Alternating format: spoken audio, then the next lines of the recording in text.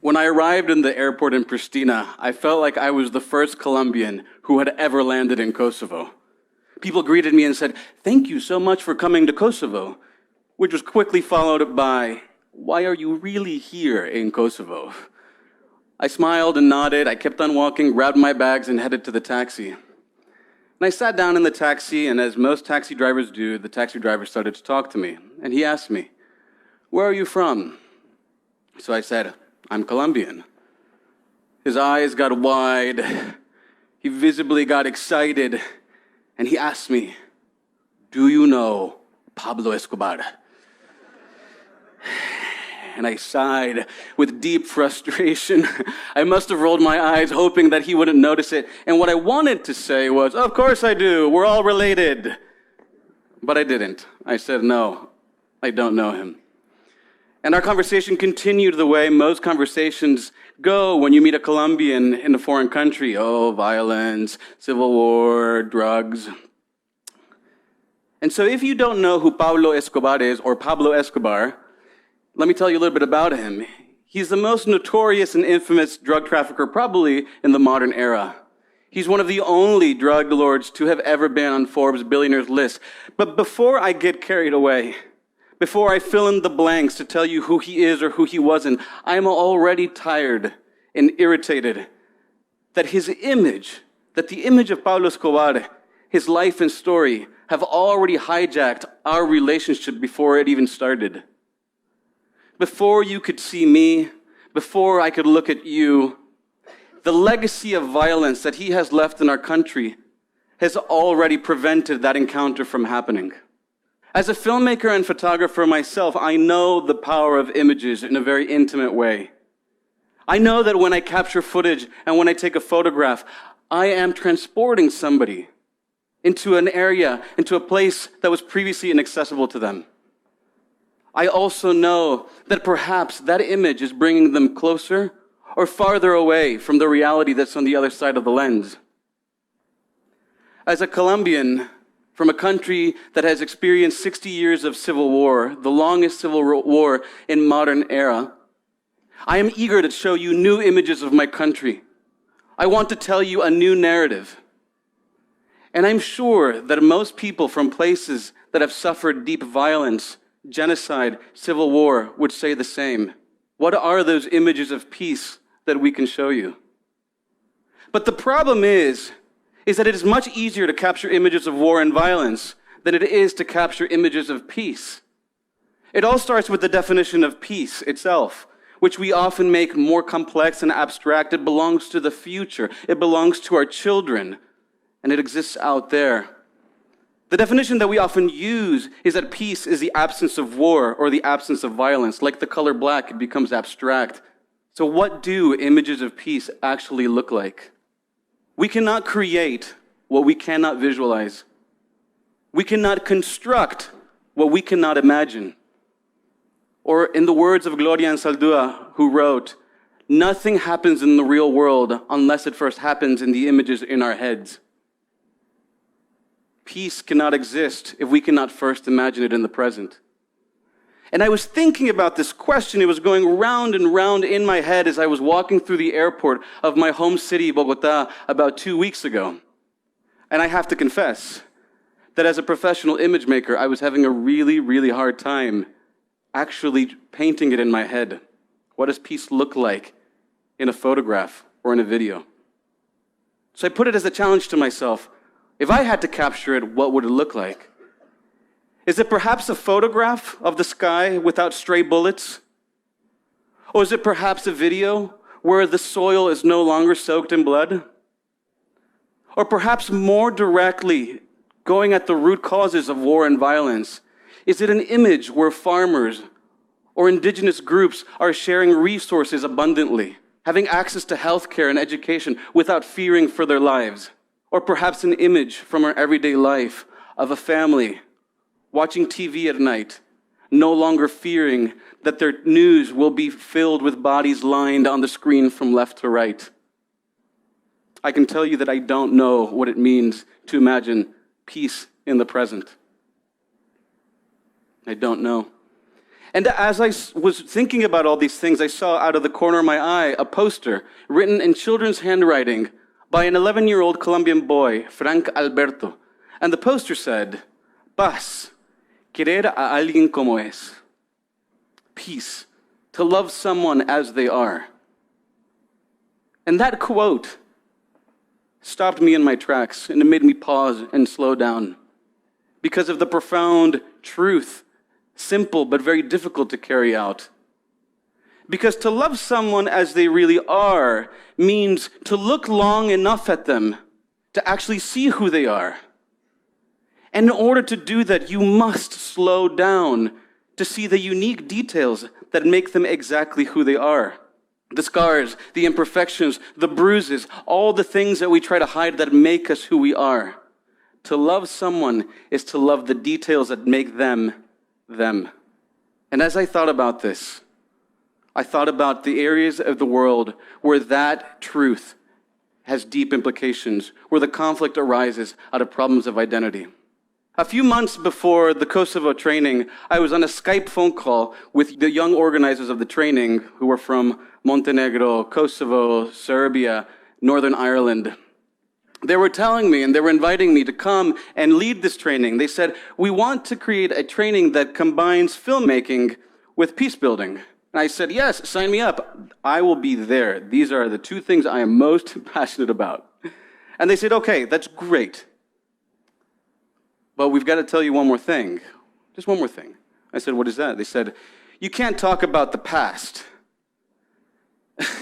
And I took a step back. Like, how can you talk about violence? How can you talk about reconciliation without talking about the past? It felt like an impossible task. How can you talk about reconciliation without something to be reconciled? How can you talk about healing without something that needs to be healed? I said, I don't really understand. Can you help me understand? So they said, there are 36 participants who will be coming from across the Balkan region, one of the most volatile regions in the world. Some of these nations have been in conflict up until 20 years ago.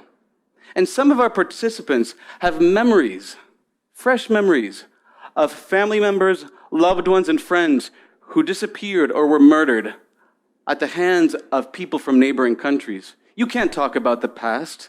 We have 4 days of training. It is too explosive. We do not have the resources, the energy, or the time to address the past in 4 days. And what could I say? I said, I cognitively understand, but I still don't know how you make a training about peace without talking about the past. But I said, let's do it. Let's take it on. So on the first day of the training, the 36 participants arrived in Pristina, and we divided them into groups of 4, and we said, you have a mission for the next 4 days. With this group of relative strangers, you will be making a film from concept to finished edit. And most of them were not filmmakers, had never made a film before. You have 4 days. But you're not going to be making a film that defines peace as some abstract concept that belongs in the future, that belongs to future generations, that has to be built years in advance. No. You will be responding to the following statement. Peace begins with us, you and me, moving together. You will be observing how you move in sync. You will be attuned to each other. And in that, you will embody and practice peace. And they said, okay, let's do it. And they went out on the streets of Pristina and saw their city with new eyes. They filmed the citizens of the city doing what they do every day. They slowed down enough to look at each other and to notice the details that made them unique and at the same time different. They filmed each other exercising and dancing and moving together. After the 4 days, they arrived back, and I have to say, to my surprise, they had all finished their films.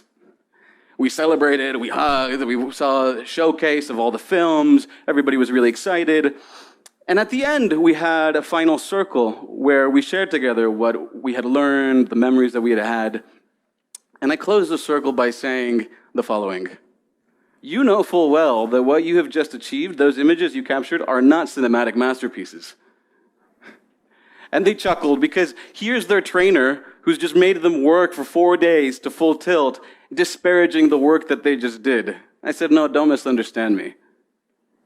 You come from a generation of watching Inception, The Lord of the Rings, Star Wars. You have an innate understanding of what the good image looks like. Technical excellence, high production value. You know that this is not the definition of the good image. The value of what you've done far transcends that. These images captured stand as a witness to something that you have done that others called impossible. You have stood with people from neighboring countries, and you have collaborated, you have created. In a unified vision, you've made something that bears witness to that moment.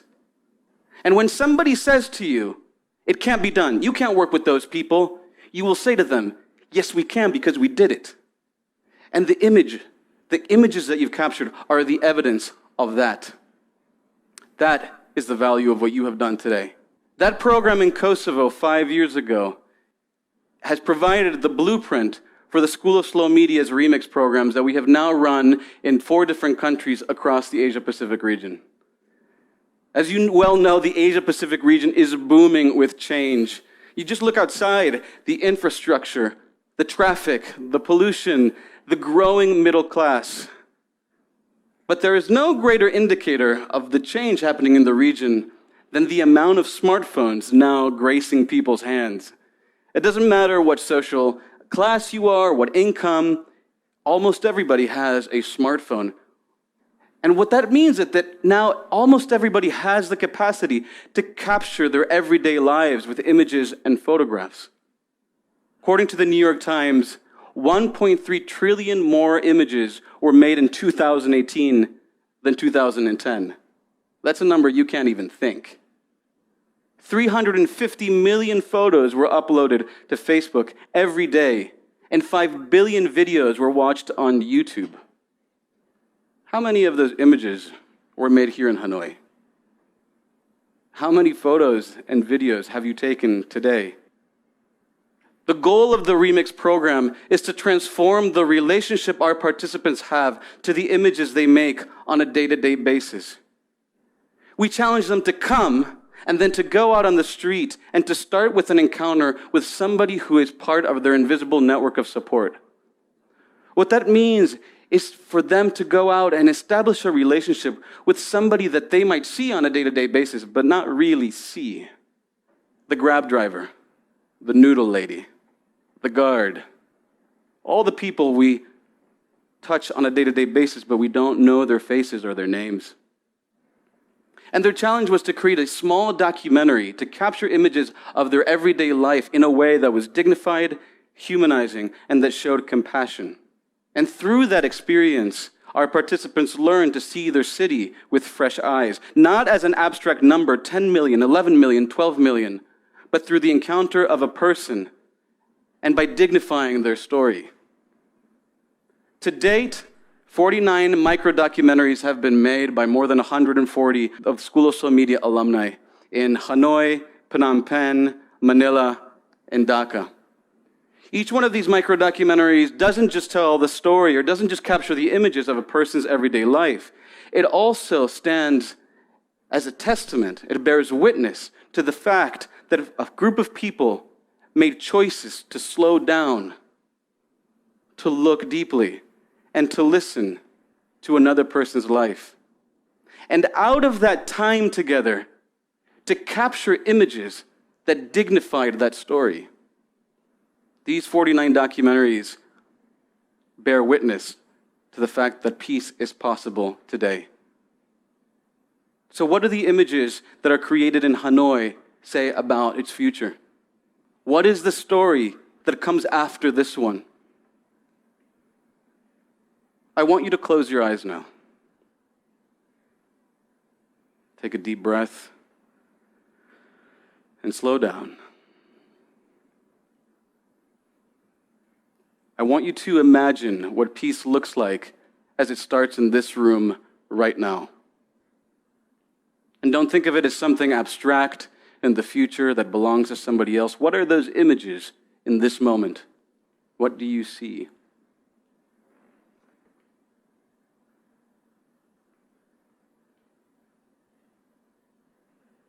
Now, without saying a word, I want you to open your eyes and turn to your neighbor. And I want you to look in their eyes without saying a word. Please look at your neighbor and look into their eyes.